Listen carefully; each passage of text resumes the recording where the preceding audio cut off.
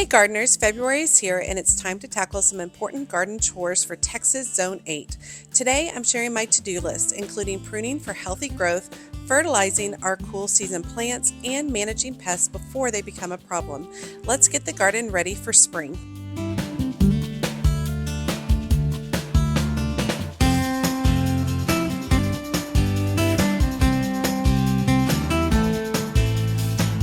Hey y'all, it's Amanda and this is my Texas Zone 8 garden. And before we dive in, be sure to like this video, subscribe to the channel, and share it with a fellow gardening friend.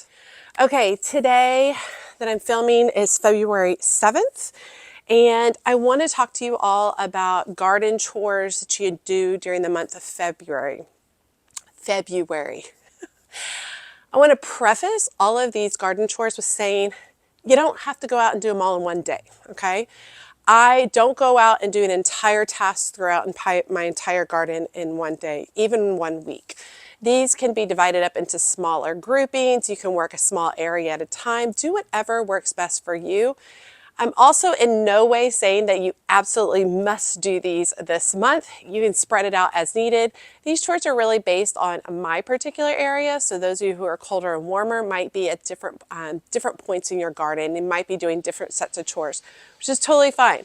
This is all just adapted to whatever your needs are for you and your garden. And I'll talk to you about some of the ways that I break down my chores as we're going along. So yes, it's February 7th and I'm out here in short sleeves. It's a little chilly, but I'm going to start moving around and I'll be fine. We had some misty rain this morning. We just got through a week of like 80-degree weather, which was insane.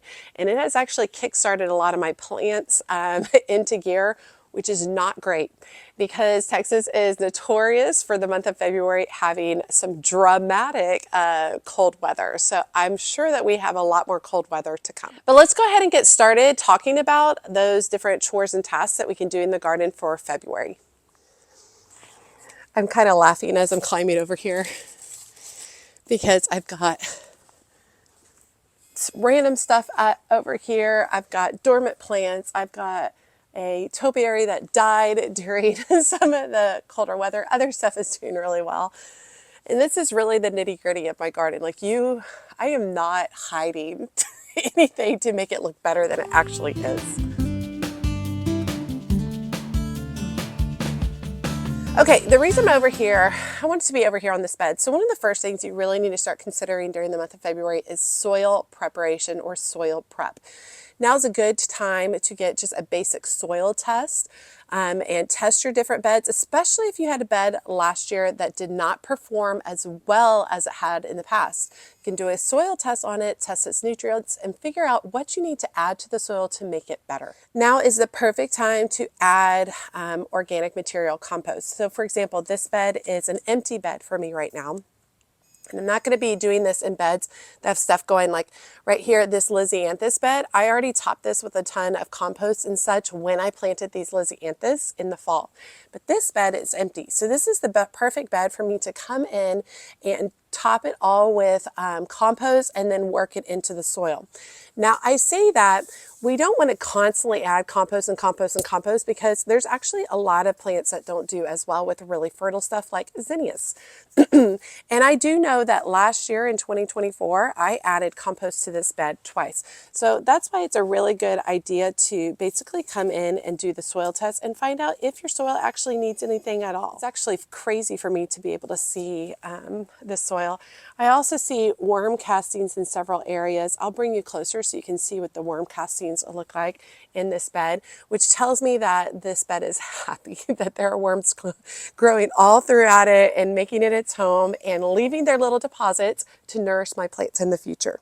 So now's a really good time. You can take extra leaves if you want, crunch them up, break them down and work them into the soil, or you can put them in a compost bin and compost the leaves, whatever kind of works best for you. I don't mind a lot of organic matter through my soil, even if it's some larger pieces like leaves. That doesn't worry me at all. And then of course you can be topping off the beds with fresh soil if you just want to add in some fresh raised bed soil. If your soil has sunk a lot, that's totally fine.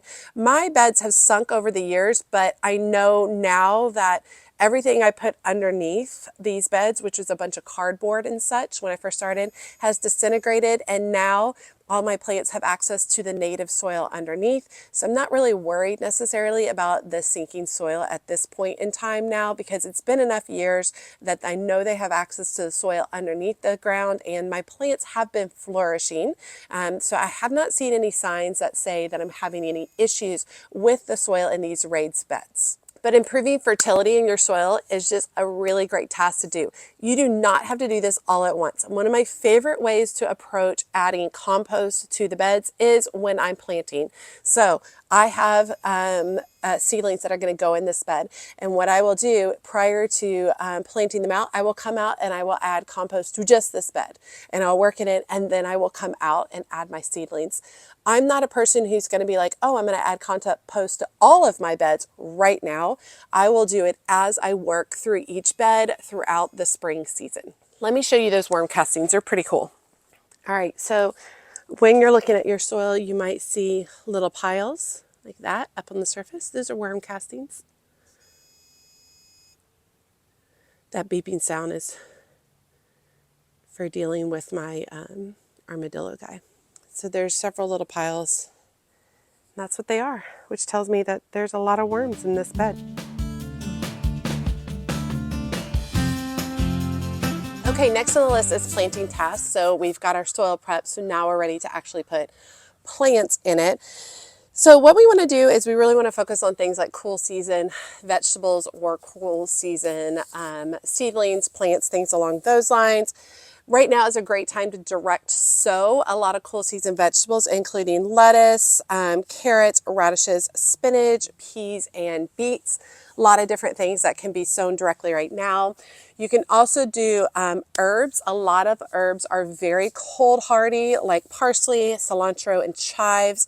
They can go outdoors as well, and you can, if you haven't already started those from seed, you can purchase those from your local nursery. And I'm actually doing a potted herb container this weekend for all herbs that do well in February. So I'm really excited about that. You can also start seeds inside for other herbs like basil or dill to transplant later after your last frost. And I am starting, not dill, but I am starting basil. Coming up soon. I'm starting like 5 varieties of basil, which I'm really excited about. And planting bare root plants. This is a perfect time to plant bare root plants, fruit trees, and shrubs. They're all over the place in the Dallas-Fort Worth area right now. Yes, you can go ahead and plant out bare root plants. Yes, you can go ahead and plant out a lot of like the bulbs that you're seeing right now. Yes, you can plant out bare root roses. You can take care of all of that.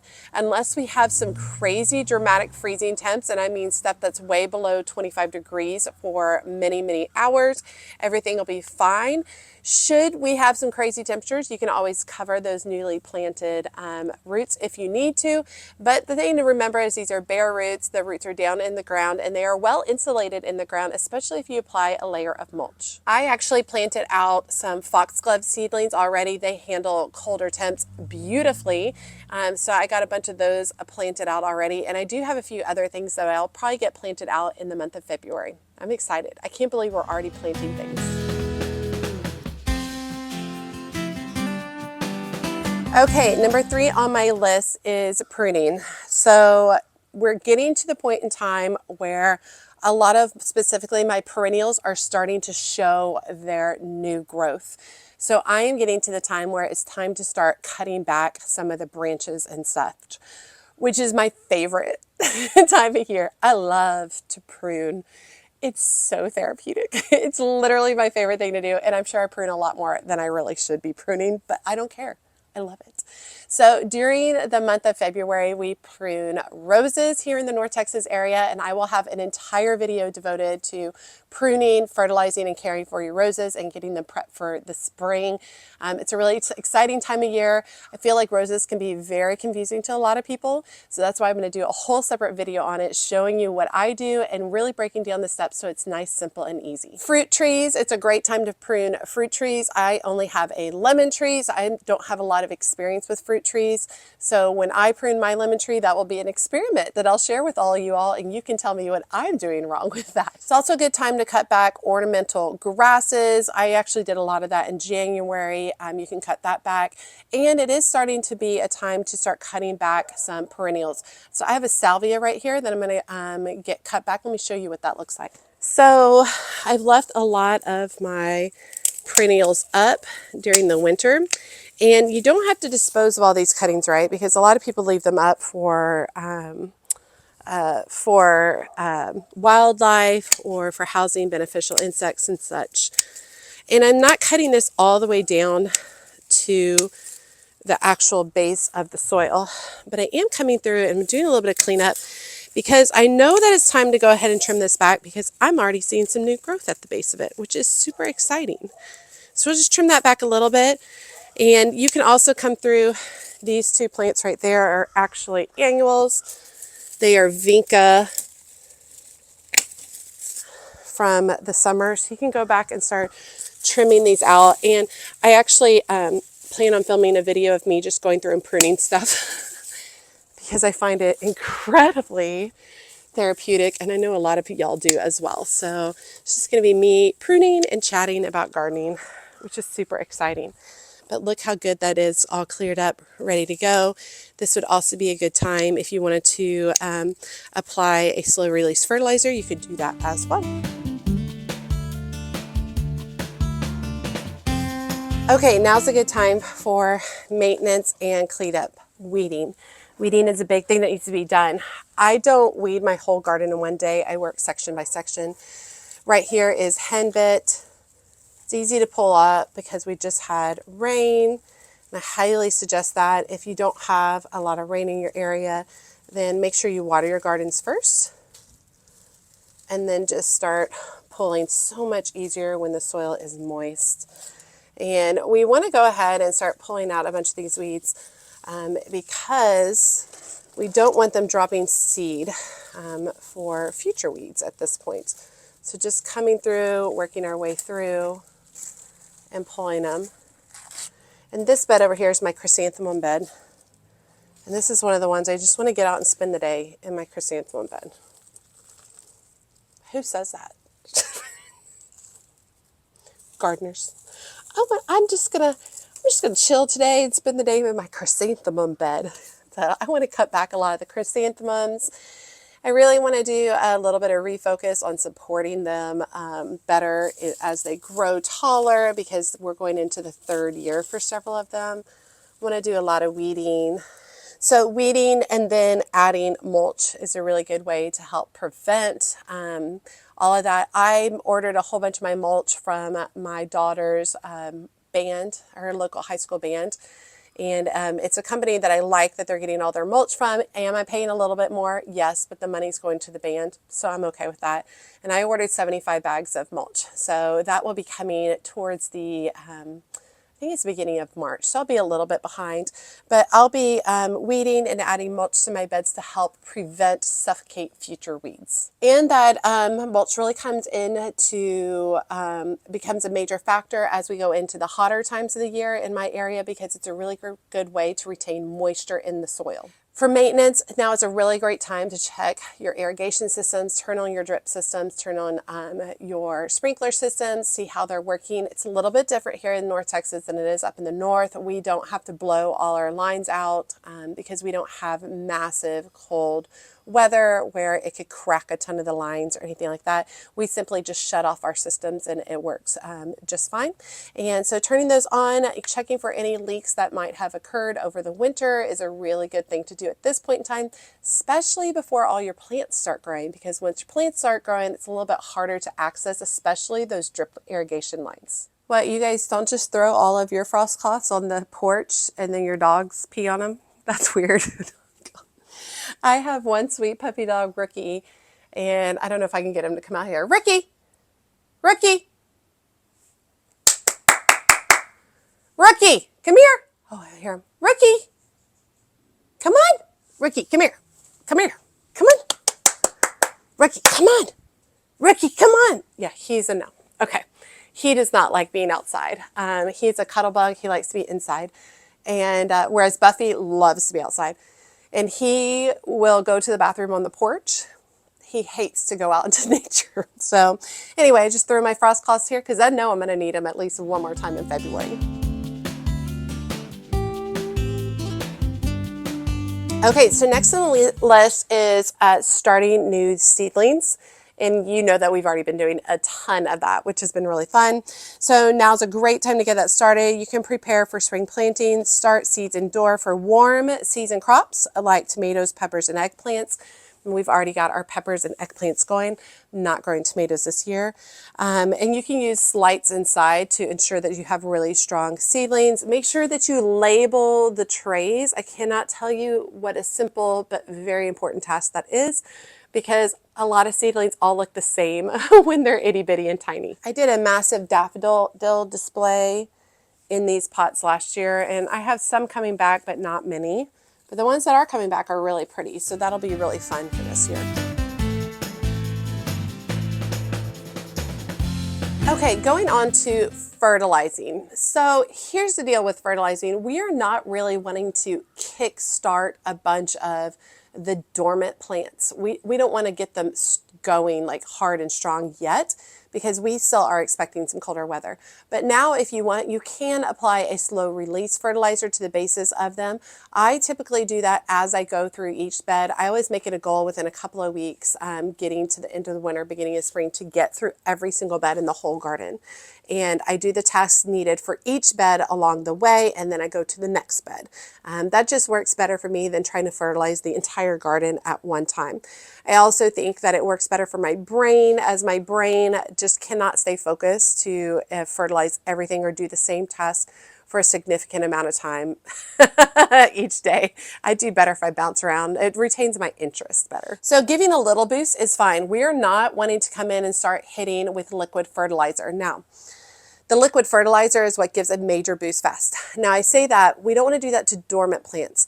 However, your cool season plants that you might already have in the ground, cool season vegetables, I've got a lot of larkspur, Chinese forget-me-nots, delphinium, snapdragons that are cool season plants. You can hit those with some liquid fertilizer. That would be okay, because they are meant to be growing at this point in time. But like I said, we don't want to encourage plants that are supposed to still be sleeping. We don't want to encourage them to just all of a sudden jump and put off a ton of growth. Now's a really good time to also go ahead and fertilize your trees and shrubs. You can just apply a granule fertilizer at the base of them if you would like to do that. I actually hire that out because I forget to do trees and shrubs, and I don't necessarily retain that fertilizer here. So the people who cut my grass also care for my trees and my shrubs. And I pay for a package, a yearly package, where they inspect all my trees 4 times a year to make sure that they don't have any particular diseases. And then they treat for the diseases, and then they also fertilize all the trees and all the shrubs, which works great. And then also, if I have any issues with a tree or a bush or something, I notice a pest or disease, I can just contact them directly and they come out. Which works really well. And the name of the company I use is called City Turf, and they are local to my area and the surrounding cities in my area. I'm in the picture. Okay, next is pest and disease management. So it's time to start getting on your garden, and it's time to start looking and observing what's going on in your garden. Checking under leaves, checking in different areas, seeing if you notice any pest and disease, especially in areas where you might have struggled with pest and disease last year. Now's a good time to go ahead and jump on that. If you had a lot of issues with aphids, if you had a lot of issues with mealybugs, whatever, you can go ahead and start some of those treatments now, even if it's on the bare soil, in order to get a leg up on those pests this next year. It's also a really important time to be cleaning up debris. So you might have tons of fall leaves and stuff like that. You can take those and chuck those into a compost bin. You can use your lawnmower to grind those up and then put them back in the garden and mix them into the soil.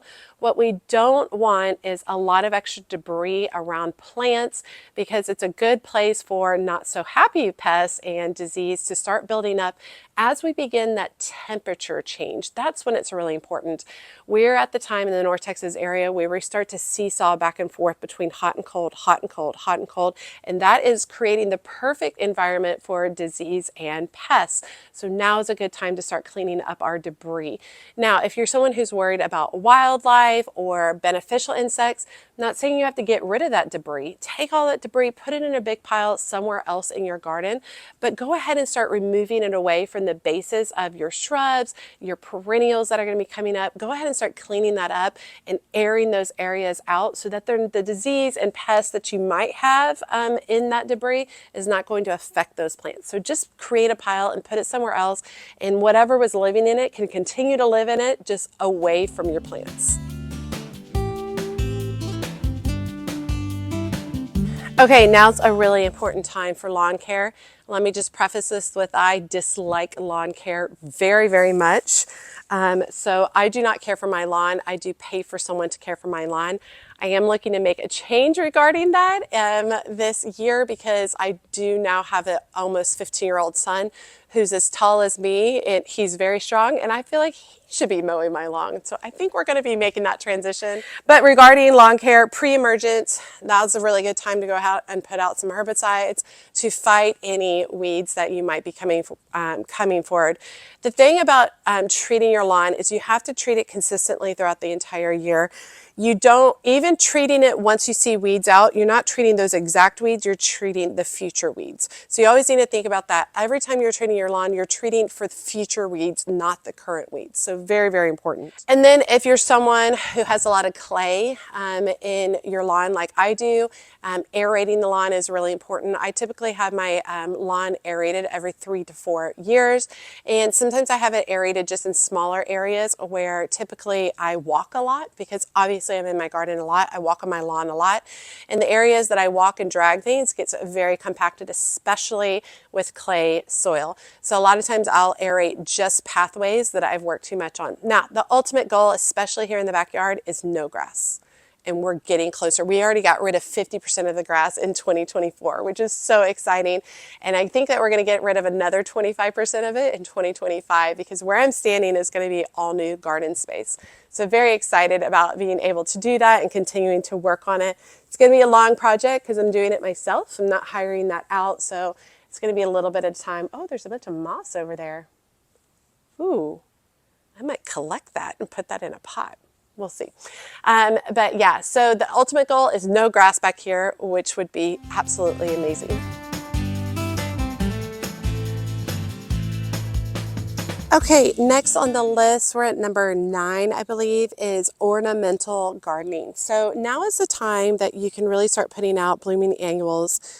You can direct seed some hardy annuals. You can plant out things like pansies and dusty miller. I planted out a lot of this late fall, early winter, and it doesn't necessarily look great through the winter, but now that we are getting to the end of the winter is when it starts putting on a ton of growth. So even a few weeks ago, we had some really intense weather and this dusty miller was not looking so great. It's looking phenomenal now. You can see a lot of the daffodils coming up, and there's foxglove tucked into where I planted that a few weeks ago. But now's the time to start putting in some of those plants. Don't wait until it's entirely warm to get in, especially pansies and violas. They like the cooler weather.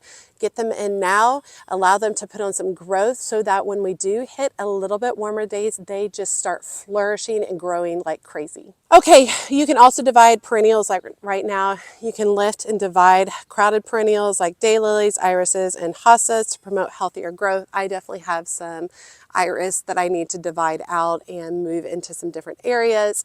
But now is really a good time to go ahead and do that before they necessarily break dormancy or before they start putting on a ton of growth. First of all, it's just easier if you're not dealing with a giant plant.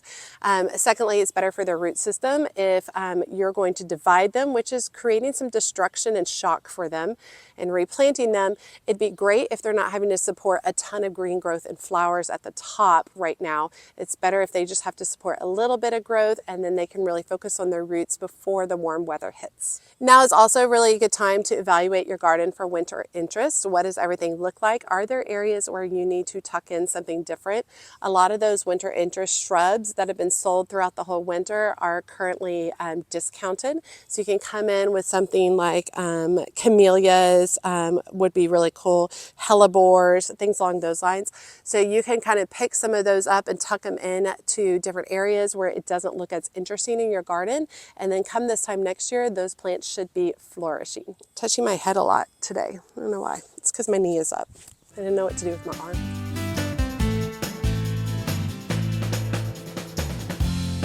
Let's be quiet for a second and see if you can hear all the birds.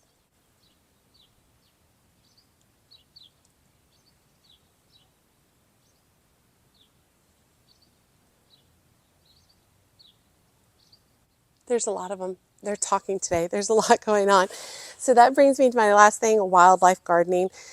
And I do want a little bit more focus on wildlife in my garden. I don't want it to be like my main thing, but I do want to be aware and appreciative of wildlife gardening. So I've been trying to add that to my task list each month. So now's a good time to continue to feed the birds, clean out your feeders, put in fresh feed, make sure you scrub out your bird baths or leave containers of water out for birds. It's a really good time. This time can be extremely dry in the North Texas area, so providing some water is extremely helpful. You want birds in your garden. You want them eating the pests that are destroying other things. I know that can be a little bit more difficult if you are growing fruits and vegetables, but remember, you can just lightly toss a nice net over those things. And it doesn't have to be a really tight knit. It can be an open knit where other pollinators can come in and out, but you can toss a light net over some different things to keep the birds away. It shouldn't be a problem. And that's pretty easy. Nets are inexpensive.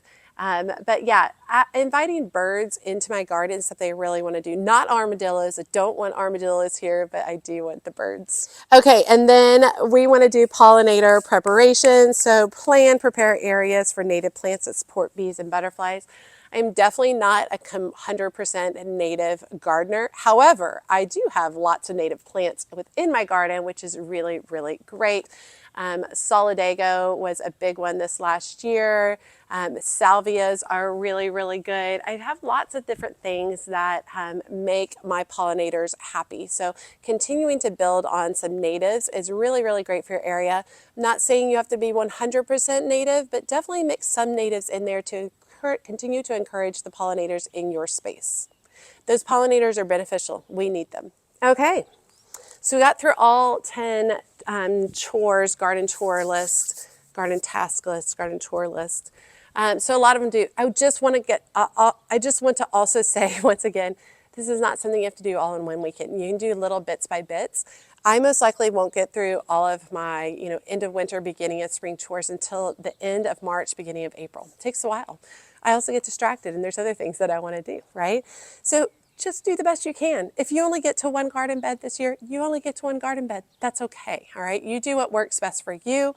It is not the, end of the world if you don't get to some of these tasks. These are suggested tasks for you to try out. All right, a few more pro tips for Zone 8 February gardening. Monitor their weather. So I follow Ponder on the Weather, or POW, P-O-W, Ponder on the Weather. The guy who does that is Roy. He lives in McKinney, Texas, and he focuses on local weather, but he focuses on a lot of Texas and southern weather as well. And you can find him on Facebook, and I think he has a YouTube channel. He does have a YouTube channel as well. I read most of his stuff on Facebook. He's really great for up-to-date weather, talking about stuff, and there are a lot of other gardeners on there, which is really fun because we all chat with each other. So we want to monitor the weather, be ready to protect young plants from unexpected frost with row covers or blankets. So you saw that I left all of my covers out on the back patio. So they are ready to go if and when we have a dramatic frost.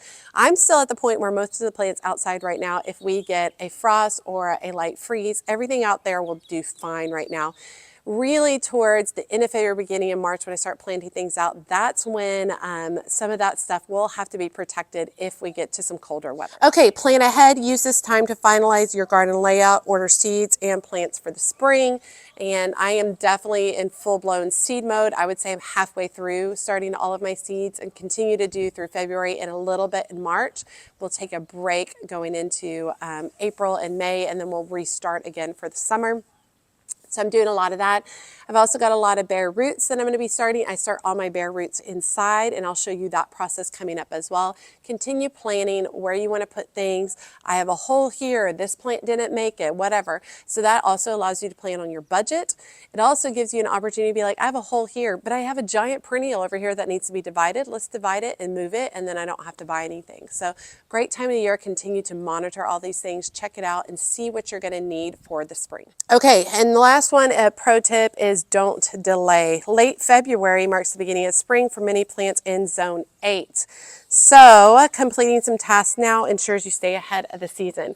And if I had to pick just a few tasks on this list to deal with, probably one of the first things that I would do is pruning, because I love to prune. It makes me feel good.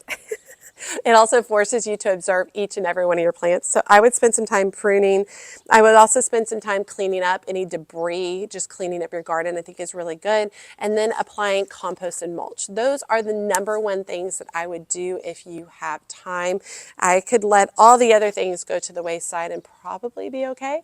So that out of those things, those are the 4 things that I would really focus on in the month of February, because like I said, towards the end of February is where we really see all our plants start to break dormancy. There's a lot of them breaking dormancy now. Like I'm looking right now at my Caradonna salvia over there in our sage, and it's doing really good. It's starting to show fresh leaves, but now is the time. It's exciting. And then come March, we have like 2 weeks, and then we're past our last frost date. And then we're like, go, go, go. I can't believe it. We didn't have any downtime. It was hot all during the month of December. It's crazy to me. Okay, but I hope you guys are enjoying these monthly garden checklists and garden tours, just to kind of give you an idea of things that you can be taking care of within your garden. And I'm going to continue these throughout the whole month. I do create like a specialty list of all this stuff for my patrons on my Patreon account if you're interested, and I post it ahead of time before the next month so that they can begin to prepare for their gardens. All right, y'all, let me know what tasks you're doing in your garden, or if there's tasks that I missed that you think are super important. Go ahead and drop a comment with those below. Every time you like and comment, it helps grow my channel so much. And if you don't feel comfortable leaving a comment, just drop me an emoji below, letting me know that you made it to the end of the video and that you say hi. And be sure to check me out on my social media outlets, including Facebook, Instagram, and TikTok. I also started my own Patreon community, which has been really fun. It is a smaller group of gardeners, and we talk about gardening every day, and it has exclusive content, so videos and such that I don't share with anyone else except for my patrons.